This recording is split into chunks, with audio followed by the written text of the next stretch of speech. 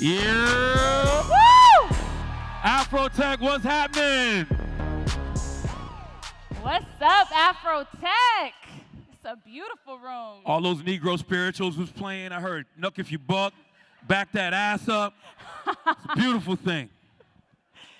Okay, so Shar, since you are really one of the biggest leaders of the Black mental health movement right now, and I have a business in wellness, after we just did this turn up, I thought we could all get centered before we enter into this dialogue. You gonna get grounded?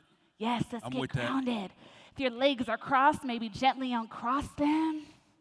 Let's get comfortable. And don't worry, this is quick. Yeah, see if your back's straight, anywhere you're holding tension. We're right in the middle of the day. It's a big weekend. Now let's gently close our eyes if you feel comfortable. We're just going to do a couple quick breaths to get centered. So we are going to inhale through our noses, imagining that we're filling our lungs like beautiful balloons. And we're going to inhale for 5 seconds. We're going to hold at the top for 3 seconds.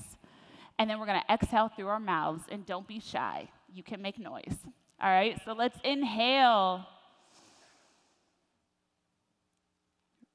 Release. Feel free to make a sigh just like that on the way out. We're going to do this 2 more times. Let's inhale.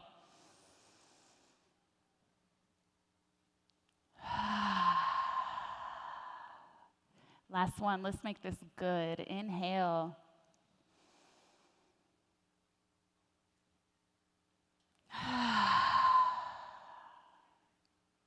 Ooh, that felt good, right? Somebody's like, it's way easier when it's kush smoke. We are in the state where you can do that too. All right, Charlamagne. So today we're talking about building a multifaceted media company empire. And obviously, I know your story very closely. We go way back. But you have a really huge umbrella right now. You have an umbrella that's still growing with all of these businesses under it, from 2 New York Times best-selling books that have been released in multiple editions. Can't even count the money coming in from that anymore. Another book on the way, obviously your radio empire, podcasts, YouTube, TV, some film, and your new production company.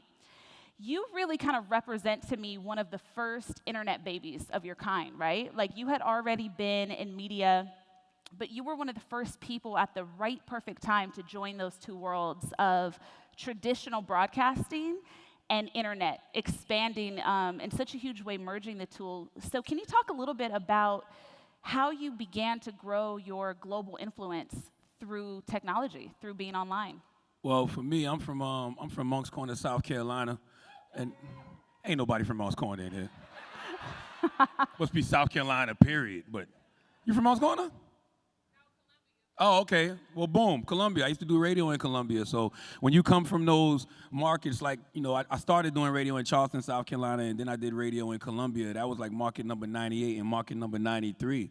So in order for me to transcend, you know, that state, I had to use the internet. So it wasn't even really like I can give you some, you know, amazing blueprint on how I did it. It was just the technology that was available at the time. You know, if you're sitting in Columbia, South Carolina, and you're in the radio station and you have an interview and, you know, you can put it up on LimeWire or whatever the sites was back then. Was that what it called? LimeWire, LiveWire? Something wire. You got all the free music. You could put it up on that site and, you know, other people would start hearing it and other people would start commenting on it. It was just a thing to do. And, you know, I remember back then they only had like 2 hip-hop sites. It was allhiphop.com and it was sohh.com. And this was like, what, 2000? God. 2 maybe. So when I would do an interview with an artist, I would be the guy that would be on All Hip Hop or SOHH, and it would be like, you know, send news tips here, email news tips here. So I would send them my interviews, and they would post them. And then that's how I started to get heard, I guess on a national level. Not to mention even with the mixtapes too. Like mixtapes were always a big thing, especially when mixtapes started to get posted online, because you had guys like, you know, Vlad TVD who was doing the beef DVDs back then, and you know, even back then in South Carolina, I was always causing some type of beef. So he would put those on his mixtapes, and he would put those online. So like my name, I guess, started the buzz on the national level, at least in the hip-hop world, without even me knowing it. But I was just using the technology that was available to me. Yeah, but and the thing is, though, that sounds simple, but at that time, especially myself being in broadcasting at that time, people weren't doing that. There were thousands of radio personalities nationally, but none were like, let me record my video, let me put it online. Yeah, I mean, back then I was really just doing audio.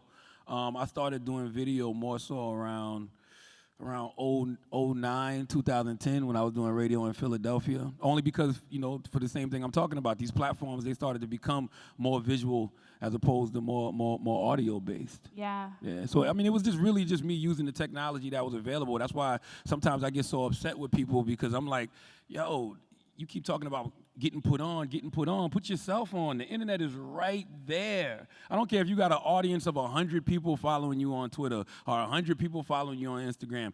Feed those 100 people. Those 100 people will go somewhere and they'll tell other people. Next thing you know, you've built something.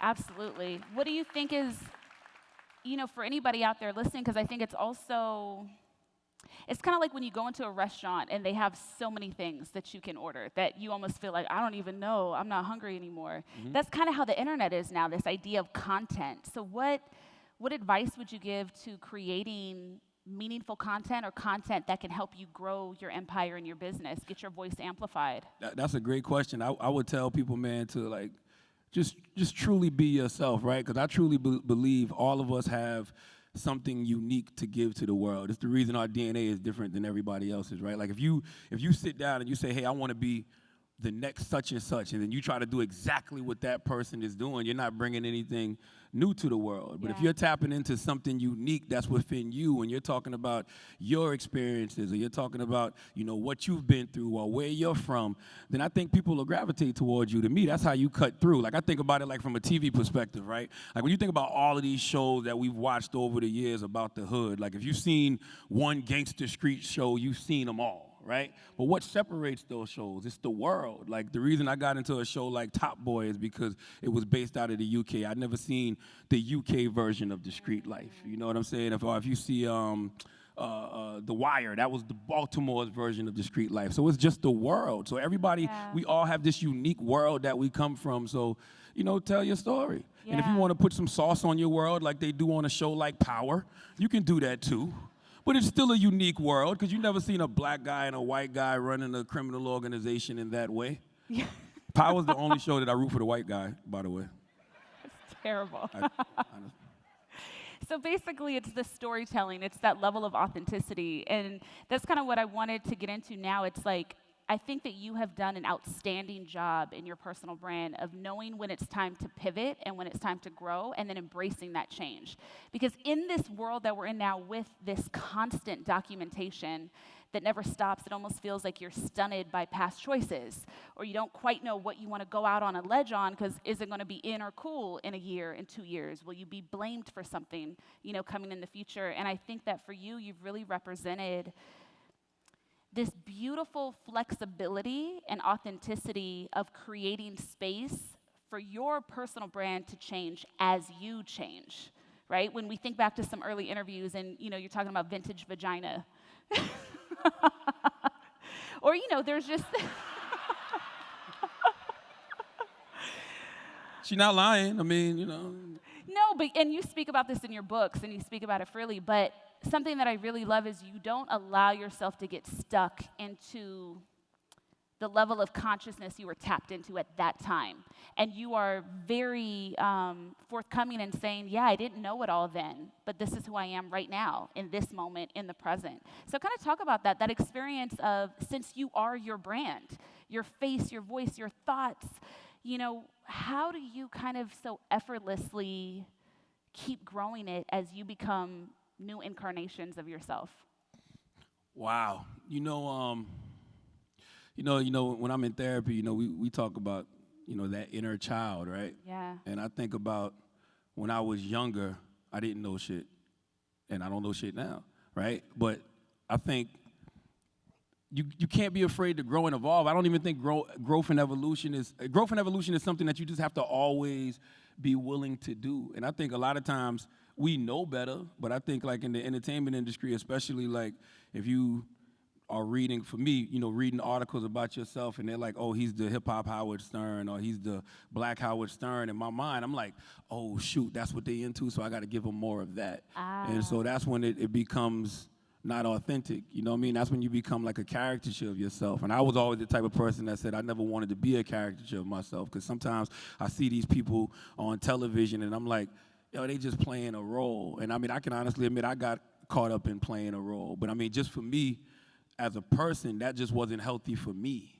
because I'm more always interested in how I can grow spiritually, as opposed to growing anything else. Like for me, man, if I don't have like, my mental intact, my spiritual intact, my emotional intact, nothing else matters. Like it's cool when you talk about, me being a New York Times bestseller, or having a nationally syndicated radio show or production company, but that means nothing if like I can't go home and look at myself in the mirror at night. You know what I mean? Like that means nothing if I can't, sleep comfortably at night.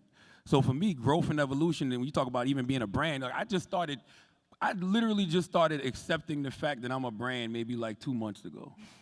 I'm dead serious. Tell me about some of that internal dialogue. Because I felt like when you call yourself a brand, like I said, you're being a caricature of yourself. You're giving people what you think they want from you, as opposed to just giving them who you really are. And so, like, the easiest thing for me to do is wake up every day and just truly be myself, right? Because like I said, I don't know anything. Like when I started doing radio from the perspective of a kid growing up on a dirt road in Mount Connor, South Carolina. I didn't go to college. I didn't have no formal training. I was getting drunk and high and just going on the radio and talking.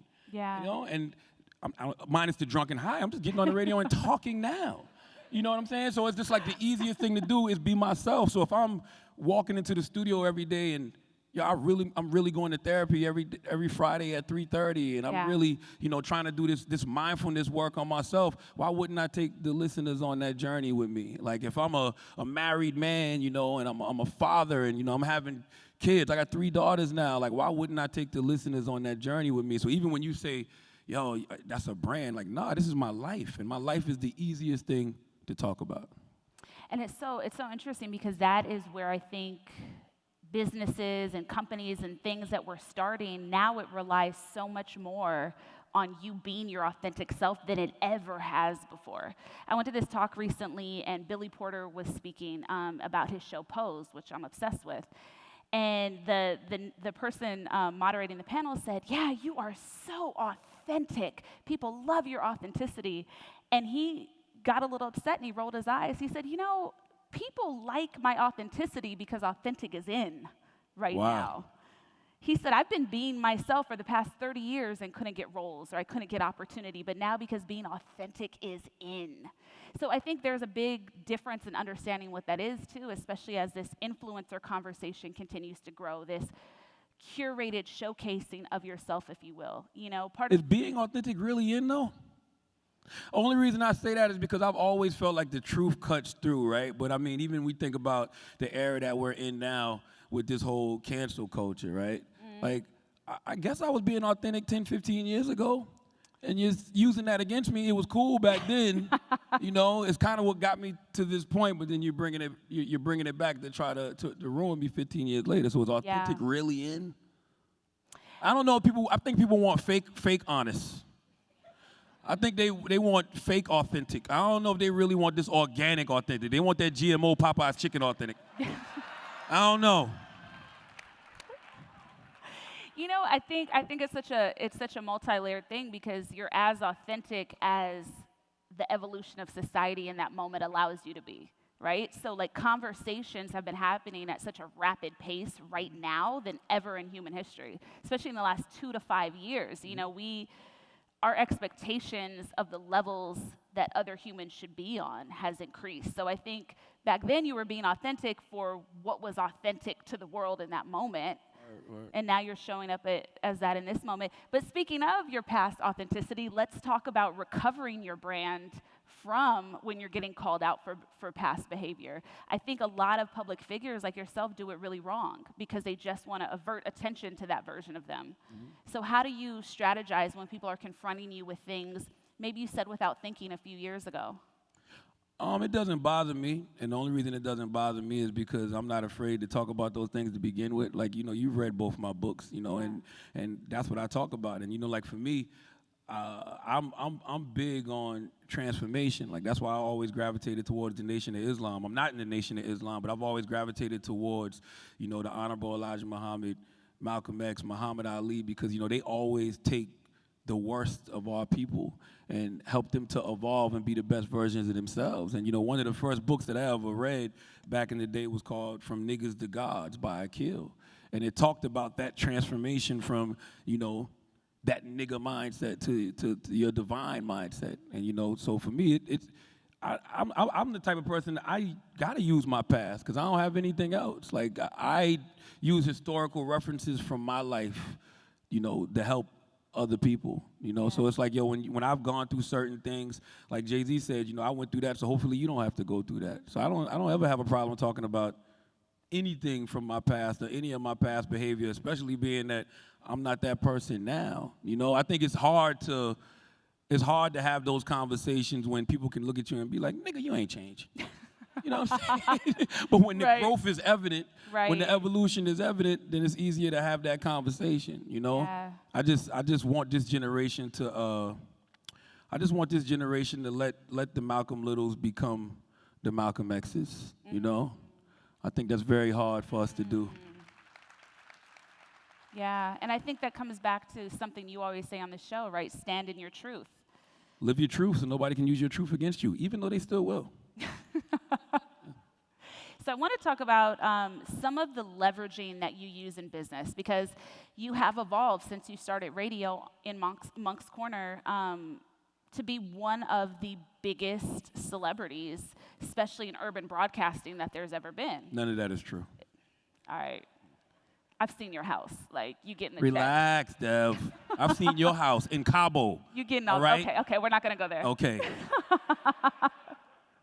But how do you leverage your brand power in negotiations, especially as you build out some of the things that you're putting under your umbrella now?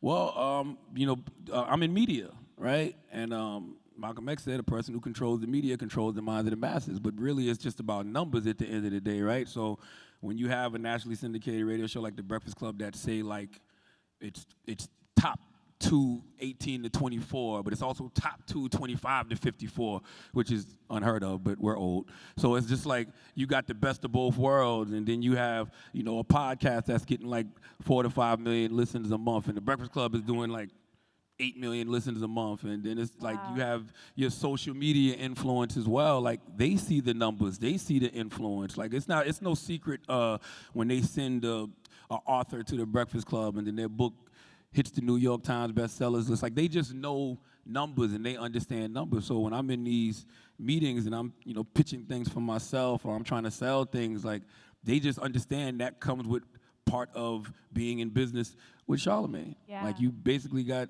built-in PR. You got you don't have to spend as much on promo because this guy's gonna do it himself. Even though I want them to spend promo, but. That's one of the problems I have with a lot of these companies. They think that they can just get in business with me and they're going to get it for free, But, yeah, it's a numbers thing. That's all. They know I got numbers.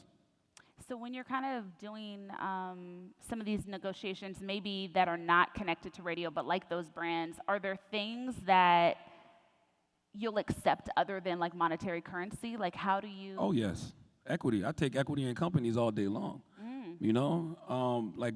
I have a lot of investments. A lot of my investments aren't even financial. It's like I'm trading what I can do for your brand, for equity in your company. I just think that makes sense. Like I don't want a $10,000 check when I can see $10 million in 3-4 years. Like what's the point of that? I think about like movies like Get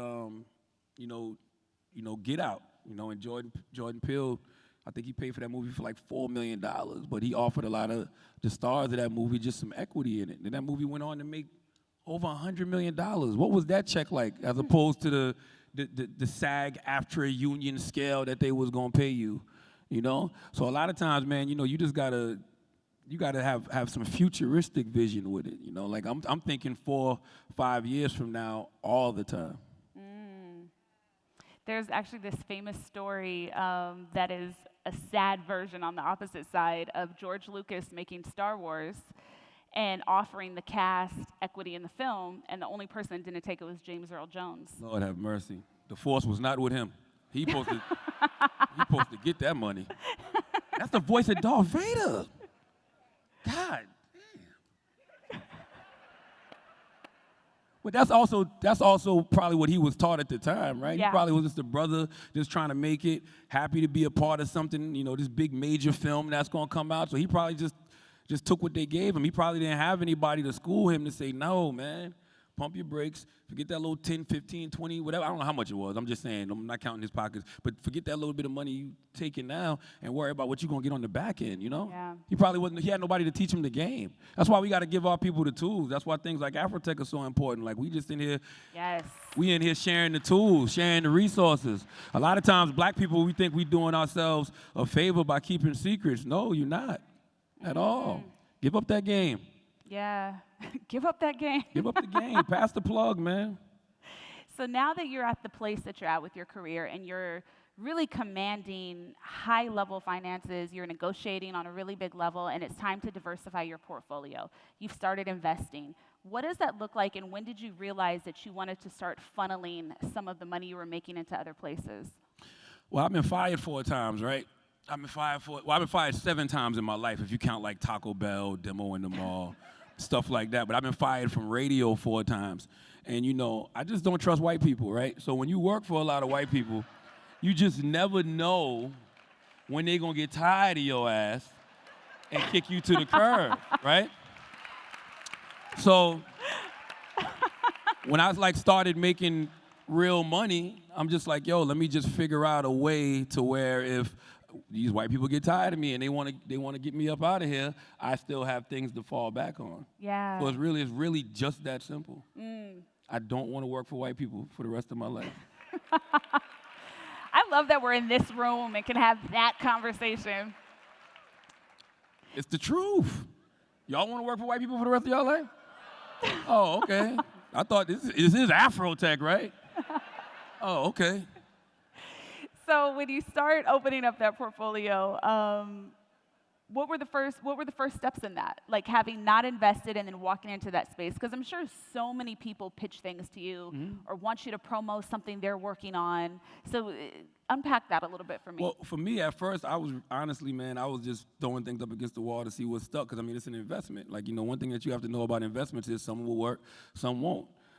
So for me, it's like, the tech world was one of the first things. Because, 10, 11 years ago, everybody was trying to find that next social media app. Like, what was going to be the new Facebook? What was going to be the new MySpace at the time? Sadly, I never ran into the people that started Twitter or Instagram, But so a lot of those apps that I invested in didn't work. But, like I said, it didn't cost me anything because I was leveraging, my platforms for equity. And then, the next logical thing, of course, was real estate because they always say, the greatest thing that a black man can own in America is land. And, I'm from the South, Moncks Corner, South Carolina. You got all of these different properties that were popping up. I'm like, yo, why not just buy them? And those are starting to pay off now because Moncks Corner is growing so much, man, that places where it was just a dilapidated house, now they're building gas stations on it. So those are 10, 15-year leases that you have just by owning the land.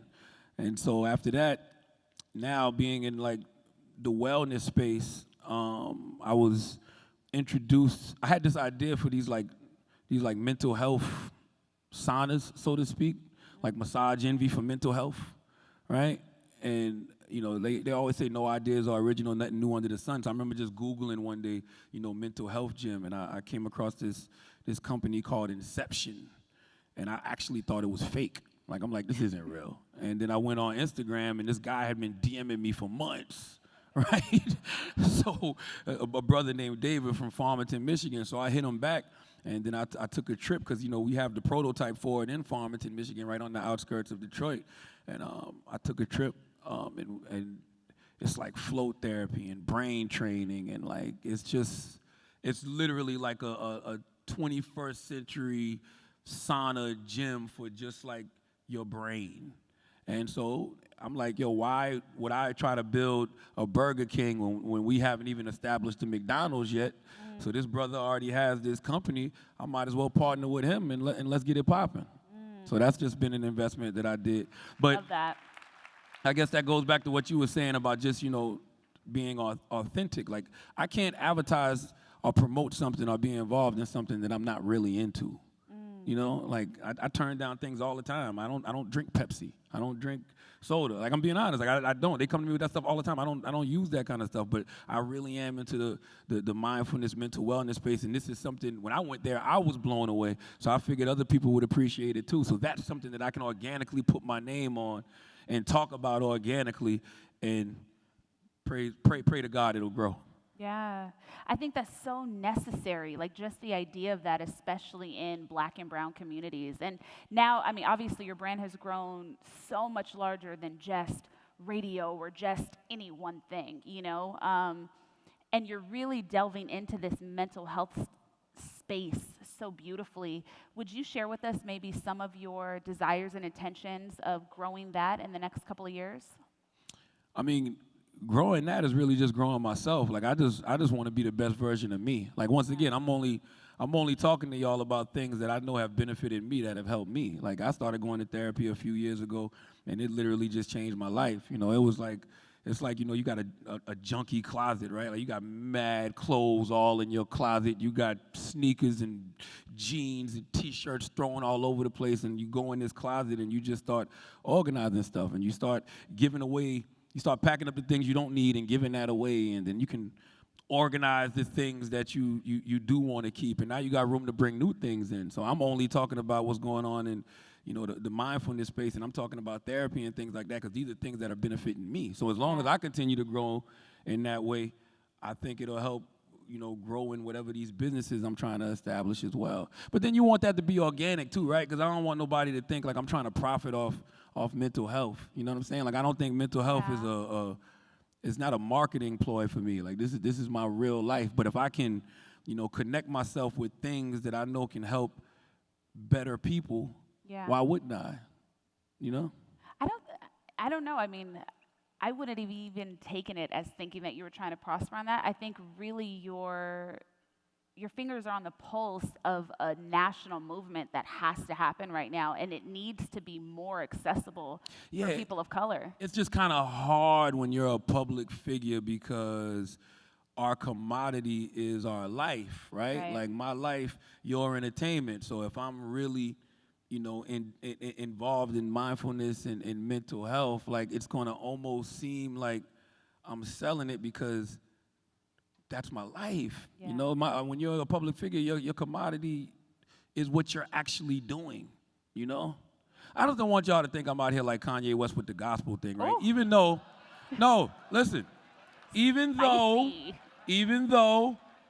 once again, like I said, your greatest commodity is yourself when you're a public figure. So if that man really has found Christ, it's going to reflect in his art. Just like me, I really am into therapy and stuff, so it's going to reflect in everything that I do. It's just kind of hard it's a fine line, is all I'm saying. I'm saying. Just don't make your mental health merch $500 like Kanye. No, I don't even sell no mental health merch. That's kind of crazy. That's kind of wild. So let's talk about your production company that you just started. I know we only have a couple minutes left, but would you be open to sharing some of the vision? Yeah, I mean, I've had a production company for a while. Like, I've produced stuff on television before that nobody watched. So it's not like I just started producing television. Like, I've been producing TV for a long time. I just always been the type of person. I've never wanted to be like, hey, look at what I'm doing. Like, if you see it and you recognize it, cool. Well, but I think I say that specifically as someone who's knowing all of the things behind the scenes that you've been creating over the years, but you're making content specific for Charlamagne, especially for like your YouTube channel. It's not just Breakfast Club interviews or the TV gigs that you get. Like, you are really dedicated to building out content for your platform. Mm-hmm. Yeah, I mean, just because the conversations are different, right? Like, the things that I want to talk to people about it different. Like I said, mindfulness. When you see me sitting down talking to somebody like Gucci Mane, it's because I want to have a conversation with Gucci Mane about growth and about evolution, because you've seen what he used to be about, You know what I mean? So you see that transformation. So for me, that serves a bigger purpose because, once again, everything that caused me to grow when I was younger was watching how other people grew and other people evolved. And whether we like it or not, the people that these kids are being inspired by are usually brothers and sisters from the hip-hop world, brothers and sisters who really were in the street in a real way, who really were probably some terrible people 10, 15 years ago. So when I use my platform, I'm really just using that to show that generation, look, this is what we can become. Like, who's going to have a conversation with Gucci Mane about therapy and mindfulness and mental health? It has to be somebody who's in that same space and in that same energy, you know, and it speaks that language. Yeah. So that's what I'm using my platforms for. I think you're just a brilliant example of really being able to make a brand grow as you grow. Because I think what's really hard for personal brands and for companies, it's you feel like, oh, I'm going to lose my audience because I'm changing, you know. But I think that you have a lot of open space and respect for the fact that your audience can rise to the occasion too. Yeah, we're all growing. We're all evolving. If you're not growing and evolving, you're dying. I would hope that every listener that I've had over the past 10, 12 years has grown in their life. Like, they're getting married. They're having kids. Like, we're all living the same experiences, you know. And plus, I used to sit back and look at, like, the radio personalities, man, and I used to be like, why is he 40-something years old still trying to act like he's 20? They dyeing their beard and they wearing, like, you know, they still trying to, like, dress and look young and they, like, talk. Like, why? Why not be afraid to just grow? I'm 41 years old. I'm married with 3 kids. Like, I love what my life is, you know? And like Muhammad Ali said, the man who thinks the same at 50 the way he did at 20 has wasted 30 years of his life. So why would I waste my life and waste y'all time too? Like, we're all growing and evolving together. Like, yo, me and Dev, right? I've known Dev for, like, I don't know, 14 years now? Yeah. Me and Dev used to literally sleep on each other's couches. I don't mean that in a figurative way. I'm talking about, Dev, I'm in L.A., I don't have no money. I've got a meeting tomorrow. I need to sleep on your couch. Charlamagne, I'm in New York. I don't know if you have money or not. I mean, you can still cut me a check. Yeah, but we used to literally sleep on each other's couches. So you see this 14, 15 years later, 14 years ago, we discussing the same dreams and talking about the things that we're actually doing now.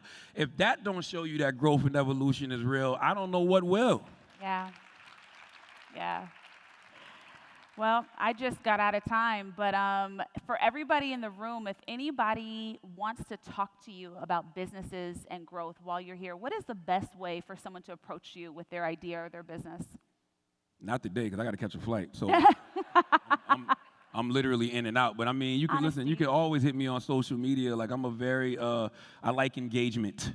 You know, so you can always hit me on Instagram or Twitter at C Tha God, CTHAGOD. But I'm not hard to get at. Like, you know, I got business contact information on my Instagram and my Twitter. Like, I'm not hard to get at, and I am the type of person that definitely will respond because you never know who's going to be who. I don't front on people. You know what I mean? Like, you don't know who's going to be the next, you know, Robert Smith. You don't know who's going to be the next, you know, Byron Allen. You don't know who's going to be the next Charles King. You really, honestly, truly don't know. So I'm the type of person, if you got a semi-good idea or a good idea, I'm going to at least check it out and see what it's about. Yeah, I love that. Before I wrap up with my final thoughts for you, I just want to take a quick second, and I want to recognize the phenomenal woman that is Morgan, sitting right here in the front, for creating this epic space and event. Word. Queen, I honor you, and I'm grateful for your life and for what you've built. Now, AfroTech is fire. This is like Wakanda. You know how at the end of Black Panther, when they landed in Oakland, and Black Panther was telling Siri, like, we about to build that. They built AfroTech. Word. Yes. Word. Charlamagne, I celebrate you. I honor you. I love you, Dev. So brilliant. And Thank you. I'm grateful for what you share with the world. And I'm grateful that you have grown in the way that you have, and you're taking all of us along for the ride and helping to unlock people that look like you with the tools that you've been given. Thank you. Thank you, Dev. Yes. AfroTech, peace.